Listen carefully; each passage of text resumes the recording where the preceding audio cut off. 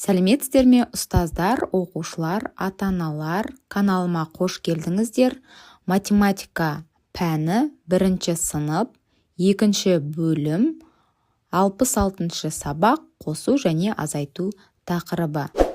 Менің көмекші сабақтарымды жіберіп алмас үшін каналға жазыла отырыңыздар. Бүгінгі тақырыбымыз қосу және азайту. Бүгінгі сабақта қосу және азайту амалдары компоненттерінің арасындағы байланысты табатын боламыз.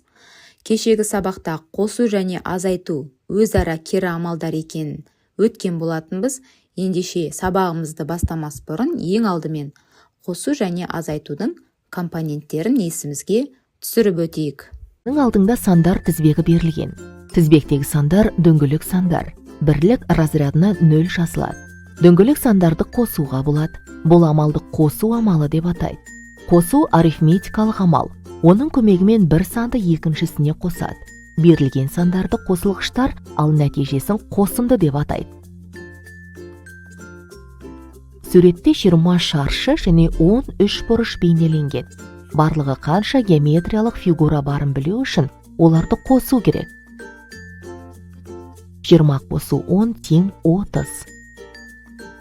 Дөңгелек сандарды азайтуға болады. Азайту қосу амалына кері арифметикалық амал.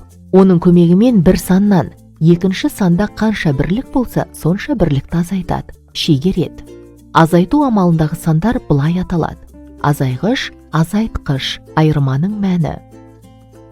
Суретте 30 геометриялық фигура бейнеленген. Қанша дөңгелек барын білу үшін барлық фигура санынан 3 бұрыштардың санын азайтады. Яғни азайту амалын орындау керек. 30 азайту 10 тең 20. Бірінші тапсырма, суретке қара, әрбір сан нені білдіретінін түсіндір. Суретке қарайық. Бізге 2 пойыз берілген. Бірінші пойызда 30 вагон бар. Екінші пойызда 20 вагон бар. Осы 2 пойызда барлығы қанша вагон бар екен табу үшін, бірінші пойыз бен екінші пойыздағы вагондар санын бір-біріне қосамыз. Бұл есептеуді қалай тексереді? Мұқият тыңдап, есімізге сақтайық. 30 қосу 20 тең 50. Қосуды тексеру үшін қосындының мәнінен қосылғыштардың біреуін азайту қажет. Сонда екінші қосылғыш шығады. 50 азайту 20 тең 30. 50 азайту 30 тең 20. Азайтуды тексеру үшін мынаны есімізге сақтайық.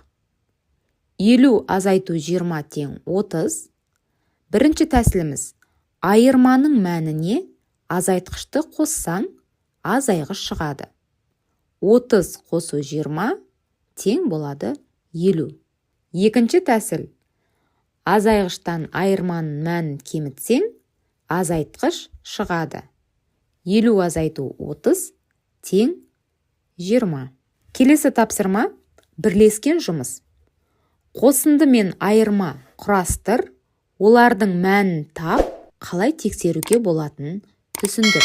Кестеге назар аударайық. Бірінші қосылғышымыз 30, екінші қосылғышымыз 20, қосындының мәні 50-ге тең. Бұны қалай тексеруге болады? Ол үшін қосындының мәнінен 2 қосылғыштың біреуін азайтамыз. Яғни 50 азайту 30 тең болады 20. Немесе 50 азайту 20 тең болады 30. Екінші амалға назар аударайық. Бірінші қосылғышымыз 10, екінші қосылғышымыз 50. 10-ға 50-ді қосатын болсақ, қосындының мәні 60-ға тең. Тексеру үшін 60 азайту 10 тең болады 50. 60 азайту 50 тең болады 10. Үшінші өрнегіміз, бірінші қосылғышымыз 40, екінші қосылғышымыз 20. Қосындының мәні 60-ға тең. Тексерейік. 60 азайту 40 тең болады 20. 60 азайту 20 тең болады 40. Келесі кестеміз. азайғыш, азайтқыш айырманың мәніне байланысты. Азайғышымыз 100-ге тең, азайтқышымыз 80, айырманың мәні 20-ға тең. Тексеріп көрейік. 20 қосу 80 тең болады 100. Немесе 100 азайту 20 тең болады 80. Келесі өрнек. Азайғышымыз 70-ге тең, азайтқышымыз 10-ға тең, айырманың мәні 60-ға тең. Тексеріп көрейік. 60 қосу 10 тең 70. Немесе 70 азайту 60 тең болады 10. Үшінші өрнегіміз. Азайғышымыз 80, азайтқышымыз 10, айырманың мәні 70-ге тең. Тексеріп көреміз. 70 қосу 10 тең 80. Немесе 80 азайту 70 тең болады 10.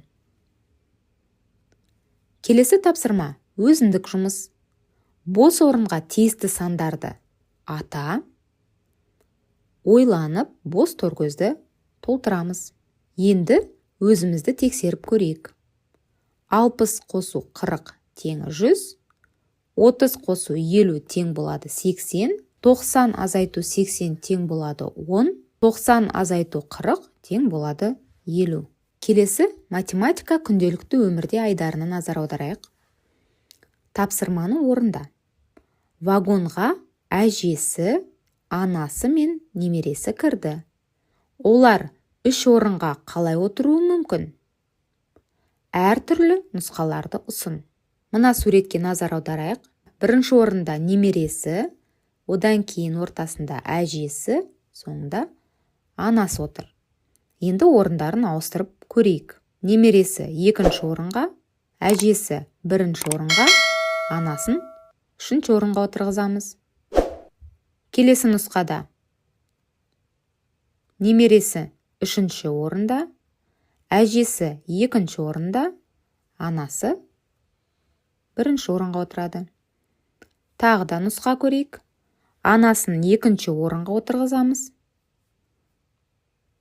Әжесін 1-ші орынға, немересін 3-ші орынға отырғызамыз. Келесі нұсқамызда анасы 1-ші орынға отырады. Немересі 2-ші орынға, әжесі 3-ші орынға отырады.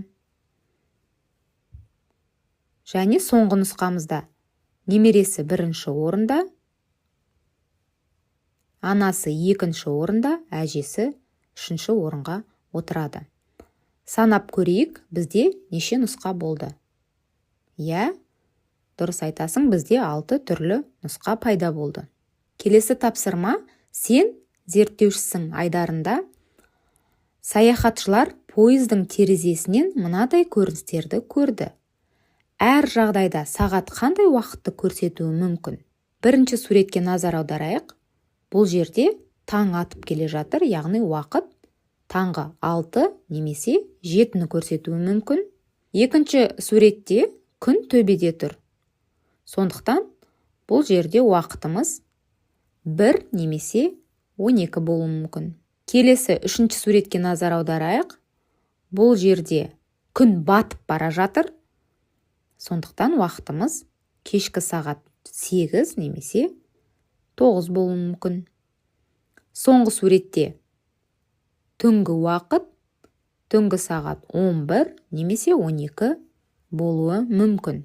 Оқулықтағы тапсырманы аяқтап болғаннан кейін дәптермен жұмыс жасаймыз. Дәптерімізді ашып, бірінші тапсырмаға назар аударайық. Өзара байланысты мысалдарды құрастыр. Бірінші тапсырманы түсініп аламыз, қалған тапсырмаларды өзіміз орындаймыз.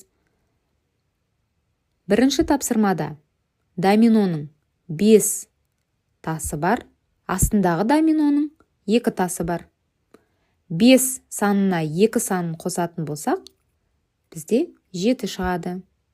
Енді қосылғыштардың орнын ауыстырамыз. 2 қосу 5 тең болады 7. Енді өзара байланысты кері амал құрастырамыз. Яғни қосындының мәнінен 7-ден бірінші қосылғыш 5-ті азайтатын болсақ, бізге екінші қосылғыш 2 шығады.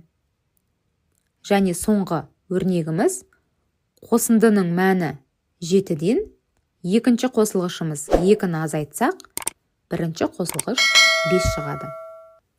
Келесі тапсырмаларды доминодағы нүктелерді санай отырып, өзің орындап көр. Екінші тапсырма бойынша кемені бояу қажет. Кемені көріп отырғандай түстермен бояп шығамыз.